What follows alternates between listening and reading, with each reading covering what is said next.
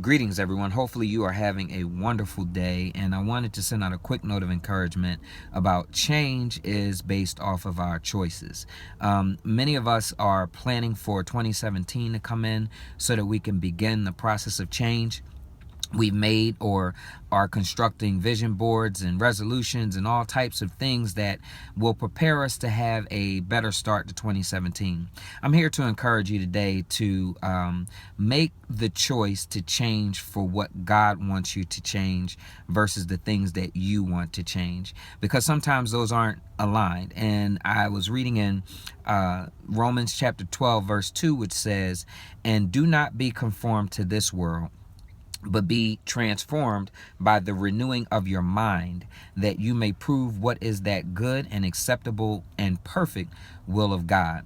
For me and my Christian walking experience, this verse means so much to me because all change, I believe, begins in our mind.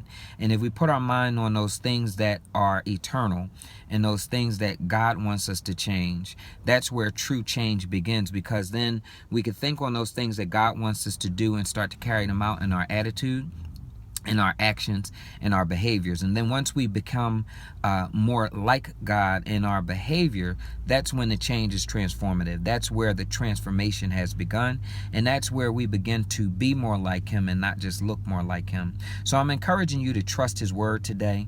Trust that whatever change you're going to do, the change that matters is the change that you make for Him, and not for people, and not for your weight, and not for your fitness or any of those other things. I think that's a part of it, but you have to first understand what God wants you to change. And if you're serious about making those changes for Him, then He'll make sure that you have every resource that you need for that change to stick, because the enemy knows that you will fail. The enemy knows that you will sin and that you will fall short. But when it's a part of God's plan, that failure and that falling short is something that He uses as the tool to get you back on track and keep you on course. So trust God today.